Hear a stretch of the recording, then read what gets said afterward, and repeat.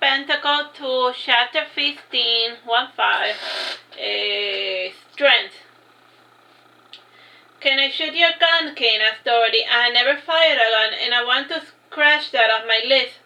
The gun is not a toy, said Kain, and his face changed from a serious to a shy smile. So be careful while holding it, and I'm going to the car to get more ammunition. You set up the targets. Kain jumped out of the pool and he made his way towards the car, and Dorothy went to the kitchen to get some empty beer bottles. And once they were set out, Dorothy sat back to wait for Kain to return. A half hour passed and Kain still hadn't returned to the house, and Santiago's cell phone vibrated to illustrate that he had received a text message. A curious Eugenia took his cell phone before he had a chance to protest. I took care of a mutual problem, said the text message from an unknown number. Eugenia turned as pale as a sheet, and Santiago, seeing her look so distressed, left the pool. Eugenia handed Santiago the cell phone, and she didn't need to say a word for Santiago to know that she was furious. Santiago read the text message, and he ran to the parking lot. The blood on the pavement floor confirmed his worst fear. And last night, while everyone slept, Santiago had tested his dealer to tell him what he had confessed to. And Santiago didn't know how much Kain knew, and to be safe, Santiago told his friend that he wasn't going to buy from him anymore. And the drug dealer's solution to their mutual problem was to take care of Kain. Whatever that meant. The last thing Kain remembered was going to his car, and he awoke a few days later in the hospital, and his head was bandaged up, and he tried to sit up to look around, but his head felt like it weighed a ton of bricks. And he licked his dry lips in an attempt to soothe them, and as his tongue passed over his bottom lip, he became aware of a cut. And with him becoming aware of the cut, his lower lip began to hurt. Kain tried to turn his head, but even this simple act was exhausting. Kain opened his mouth to ask for water, and he attempted to say the word water, but he began to stutter over the first syllable of the word. And his whimpering caught the attention of his grandmother, Esther, and she sprang from her seat to bring water to her grandson. And with his mouth hydrated, Kain attempted to speak again. Esther gently placed her index finger to his mouth. You don't need to say anything, just relax, Kain. Everything's going to be alright. Grandma, please listen to me, whispered Kain. Everything is alright, Kain, said Esther, crying while holding her grandson's hand. You don't need to worry about a thing. My mother, she's the one who did this to me, whispered Kain in his confusion. Whatever she told you, she is lying. Don't let her near me. Kain closed his eyes and he began to dream, and it wasn't often that Kain had vivid dreams, and he found himself in a nursery covered in a sickly yellow wallpaper. The wallpaper was punctuated by white roses with the faces of small children, and he poked one of the faces with his index finger, and the face began to cry. The crying stopped when a woman in the room started humming a lullaby. Kain turned around and he saw a vision of his mother cradling a giant infant, and when he drew closer, he saw his mother breastfeeding an adult version of herself. He tried to leave the nursery, but the door was locked, and with no alternative exit route, he went to the window. And he tried forcing the lock, but he wasn't able to, and hand coiled himself around his frame, making him fall. And down he fell backwards into the darkness, and when he awoke, Bruno and Carina were forcing him back in the bed. Am I still in the hospital? Asked Kain, confused. Oh, good, so you were sleepwalking. Phew, said Carina, sighing with relief. Why is that a good thing? Asked Kain. No reason, said Carina, laughing nervously. Carina, I'm starving, and please bring me something that isn't hospital food, whined Kain. All right, Bruno's going to give you company, and I will be back with your food, said Carina. Carina left to get Kain some edible grub, and on her way to the cafeteria, she informed Esther that her grandson was finally lucid, and whatever substance had been circulating through his bloodstream was finally out. And she also informed Esther about Kain's sleepwalking episode. Esther was worried but not surprised. When Kain was a toddler, he tended to sleepwalk whenever he suffered from extreme stress. If it was possible, Esther wanted Carina to ask him what he remembered. And he had been missing for hours, and even without his testimony, Uncle Ken was making significant progress with the investigation, thanks to Santiago's cooperation. Bruno coughed nervously as he pondered what to do to pass the time, and he was dealing with an unfamiliar problem he wasn't mentally prepared to conquer. And he fluffed at Kain's pillow, and he also brought Kain a glass of water. Once his throat was hydrated, Kain asked a pertinent question. Where is Eugenia? She was here, but she had to go to the camp, lied Bruno. Jack was forbidding Eugenia from seeing Kain, and the light gave Bruno precious minutes for him to plan his next move. He looked at Kain lying on top of the hospital bed, and Bruno fiddled with a king chess piece in his pockets to remind himself of his priorities. And since he had been bullied by his parents, his sister, and his classmates, Bruno always found it difficult to empathize with the pain of others. He saw everyone as a potential threat to his survival, and as of lately he fancied that he had finally met a kindred spirit. It wouldn't be so bad to lower his guard when he was with Kain, and with Carina, Bruno was always on guard all the time, and he didn't trust her, and she didn't trust him. And to end our arguments, Bruno had moved in with Carina to always be within her line of sight. Has anyone told Grandma what happened to me? Asked Kain, interrupting Bruno's introspection. You spoke to your grandma a few hours ago, said Bruno. You told her that your mother was responsible for what happened to you. I must have been really disoriented, said Kain, rubbing his temple, and he was at it looking at the clock. Eugenia doesn't normally spend so much time powdering her nose. So you knew, said Bruno. Yes, I was aware of her weakness, but I had gotten drunk before, and we are only human, and it's impossible to be perfect all the time, said Kain, making excuses for Eugenia. Carina also knew, and so did Grandma Esther and Uncle Gant, and if Carina never told you about it, well, it's because Eugenia rarely uses. Bruno was about to argue, but he chose not to, and while Kain was lucid, Bruno attempted to ask, do you remember anything about your kidnappers? Your uncle found some trace evidence in your garment, but not enough to link it to anyone or any place. I didn't see anything, said Kain, pouting. I was blindfolded, but the place stunk of wet paint, and the kidnappers wanted to know how much the police knew of their operations. And then gentleman with a so-called truth serum, and I don't know what it was that they gave me, but seconds later I started hyperventilating and I threw up. And I'm not going to lie to you, Bruno, I panicked and I kept screaming and kicking and crying for my grandpa, and a guy punched me and I fell to the floor, and I think that's how I bruised my lip, and I threw up some more and some more. Focus on your kidnappers, Kain, insisted Bruno. The leader came almost later, and he said, I'm so sorry, Kain, said Kain with his voice trembling, and someone then hugged me, and thank God the drug finally locked me out, and everything became murky, distortion of noises and sensation. And did you check for? That was the first thing the doctor checked for, said Bruno, and your body didn't show signs of violation. Phew, what a relief, said Kain, sighing with relief. I guess playing possum was indeed the ultimate survival strategy for that situation. Bruno tested again everything that Kain had said, and it was a pity that Kain didn't remember anything useful. Bruno sent a quick text message to inform that Kain was awake and lucid, and when Bruno looked up, he saw Eugenia peeping into the bedroom, and she smiled when she saw that the coast was clear, and she had tried visiting Kain earlier, but Jack had pitched a fit, so she had retreated to come back later. And Eugenia cried bitterly when she drew close enough to see the damage, and Kain's lip was cut, and the bandage on top of his head didn't inspire much confidence. Oh, Kain, look at what those monsters did to you, protested Eugenia, patting Kain's face. It's fine, Eugenia, lied Kain, and his lower lip hurt, and he had become aware that he was missing a teeth. With the effect of the morphine going down, he was starting to become keenly aware of the bruise on top of his skull. I am not in any pain. Oh, that's good, said Eugenia, wiping away a tear that fell from her lovely cheeks. And when this is over, I'm going to take you on a romantic cruise, just the two of us. I will go wherever you want to go, said Kain, smiling sadly. As long as we're together, everything will work out in the end. Kain gets sick, although you remember, Eugenia, said Bruno, interfering. That's right, how could I forget? Then we will fly to Spain, and you have never been to Spain. Madrid is just lovely, said Eugenia, laughing nervously.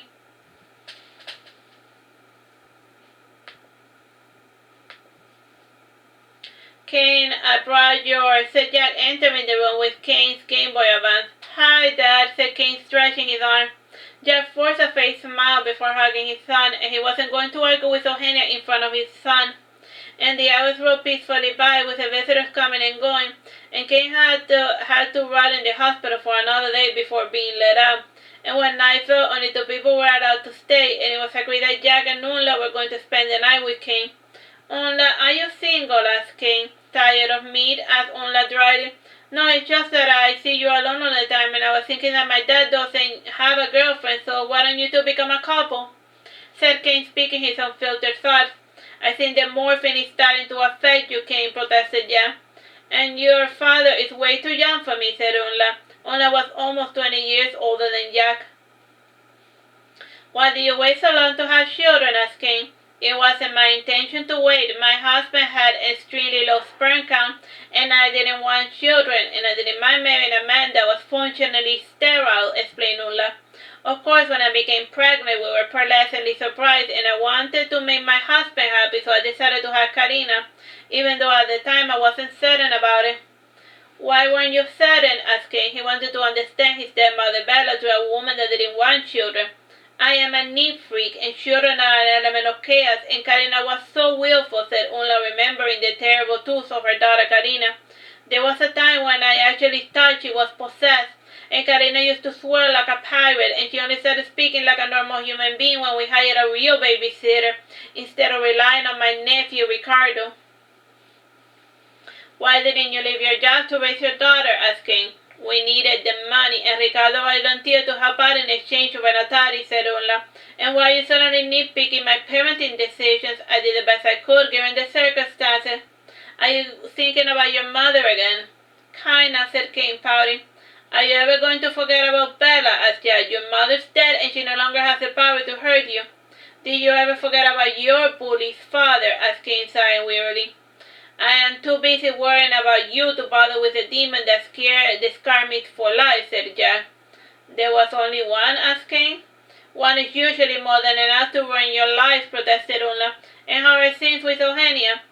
Everything was perfect until Santiago came into our life, and when he isn't picking fights with me, he's sending his friends to kidnap me and punch me and drug me, and then leave me for dead in the nearest ditch that they can find, said Kain, folding his arm. You weren't found in a ditch. Someone drove you to the hospital, explained Jack. The cameras didn't get a good look at the guy, and the car he was driving was stolen. Had they caught anyone related to what happened to me? Asked Kain. Santiago ratted out his dealer, and when Gang went to arrest the guy, there wasn't any evidence of your kidnapping. And when asked about his two other accomplices, the guy asked to see his lawyer, said Jack. The way this investigation is going, there's a good chance that they're going to get away with it, Kain.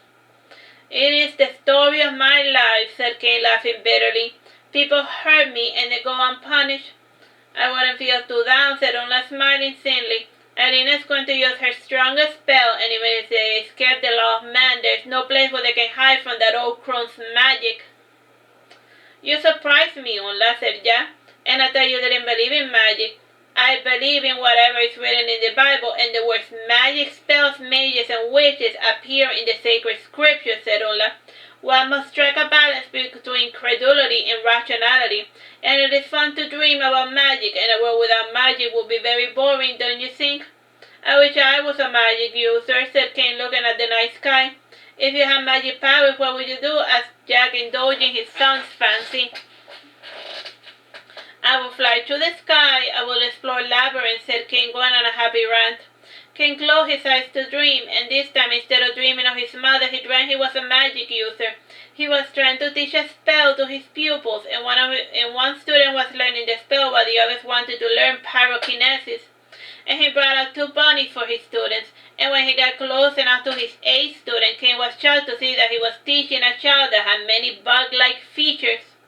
The boy was a dragon halfling, and Kain curiously began to look for the reflective surface. He found a mirror in his drawer, and he looked upon his own face, and he smiled happily, seeing that his elf ears. Kain had always wanted to be a magic elf, and good dreams unfortunately do not last forever. The following morning, he was wheeled out of the hospital, and he was given a week of paid vacation to allow him to recuperate, and he spent the first half of the morning with his grandma, Esther. Jack was surprisingly employed, though Esther suspected that it was a pity job. Jack most of the time only saw 1 car per week, and he would have gotten fired if his just Yuna wasn't also his friend and bandmate. And around noon, Santiago knocked on the door. He had heard that Kain had gotten out of the hospital, and he wanted to apologize for all the trouble he caused, and since Esther didn't know Santiago, she allowed him to come inside. And this was the first time that he had been inside Kain's home, and Santiago was surprised by the sparse decoration. He was under the impression that cops sleep well, and Kain had a purely utilitarian aesthetic, and the only wall art was the surrealist painting that Carina had given to him to liven up his home. "Look what the cat dragged in," said Kain dryly. "To what do I owe the displeasure?" "You are back to your old self," said Santiago, smiling happily. "Seems like they didn't hurt you too much." "I was dead for a few seconds, but other than that, there's nothing seriously wrong with me," said Kain bitterly. "You didn't flatline, Kain, so stop being so melodramatic," corrected Grandma Esther. "And if you're actually a fan of my grandson, then I politely ask you to leave." Grandma Esther opened the front door, and Santiago wasn't going to leave until he said his piece. "Eugenia won't talk to me anymore until you forgive me for what I did," said Santiago, finally saying what he wanted to say. "You call that an apology?" barked Grandma Esther. "Try again, young man." "I am so sorry that my friend overreacted to my text message," said Santiago. If you still call that drug dealer a friend, then you have a lot more problems than you realize," Santiago said, Esther shaking her head sadly. "If he harmed my grandson all over a simple misunderstanding, imagine what he would do to you now that you ratted him out to the cops." "He told me that things were cool," said Santiago, biting his lower lip, "and he knows that Eugenia is the most important thing in the world for me. And I did warn him that the cops were coming for him because of what he did to Kain. So he destroyed all the evidence before the cops came." "You can't be both a rat and a cat," said Esther. "Sooner or later you're going to have to pick a side." "I am going to lend you my revolver, just in case," said Kain, giving Santiago his revolver. "Drug dealers are not the type to forgive betrayals easily." "Keep it," said Santiago, and he flexed his muscles before saying, "I prefer to rely on the power that I'm familiar with." "It is your funeral," said Esther, closing the front door when she saw a car passing by. She was worried about leaving the front door open if it wasn't the first time that her family had to deal with dangerous individuals. Her son Jack had run into a similar problem years ago, and thankfully her dead husband Raphael had taken care of the problem. And now that a similar problem with drug dealers had resurfaced, Esther regretted not asking Raphael how he had taken care of the problem or who he had spoken to. It was then when she remembered Lorraine, and while Kain was busy cooking lunch, Esther was talking to Lorraine on the phone, and sadly he had no idea what Raphael had done or who he had spoken to solve the problem. His guilt of what had occurred got rid of Santiago's jealousy, and without this jealousy called out in his vision, he started to get to know Kain in earnest.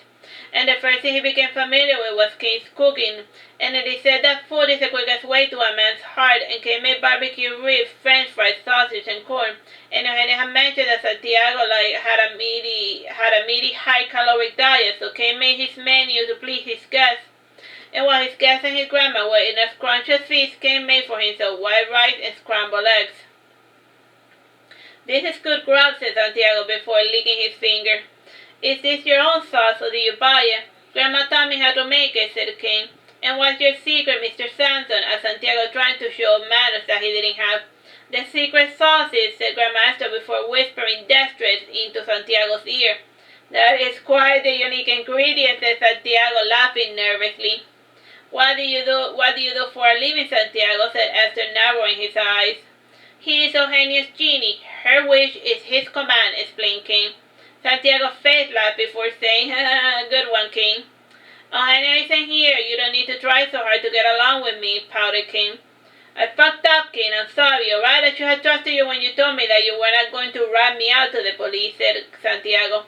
I gain nothing by being a snitch, and drug addiction is a complicated problem, and it won't get fixed by criminalizing the victim. The real villains in the story are your friends who almost killed me with their homebrewed truth serum," said Kain. "They are going to hang Charlie for this, aren't they?" said Santiago, realizing the full consequences for his action. "If not my uncle, someone from their inner circle is going to make certain that all those involved in my kidnapping will get their just desserts," said Kain. "Even my own mother wasn't able to escape Gabriel Sanson's execution." "Gabriel, you don't mean your dead ancestor," asked Santiago. "What does he have to do with anything?" "Whenever misfortune falls on somebody who harms a member of our family, it is commonly believed that Gabriel Sanson is responsible. The man cheated the icy grip of death once, and it is not too far-fetched to imagine that he still walks among the living," said Grandma Esther ominously. Santiago felt a cold sweat fall down his spine, and anything having to do with the supernatural always left him on edge. And Kain, smiling shyly, said, "It is merely a ghost story that has been passed down from generation to generation. And according to the history books, Gabriel died when he fell from a scaffold while holding a severed head. And yet we, his descendants, live on." "That's a good ghost story," said Santiago, still shivering. "And you should tell it again this Halloween." Alright, that's the end of that chapter. Bye-bye. God bless.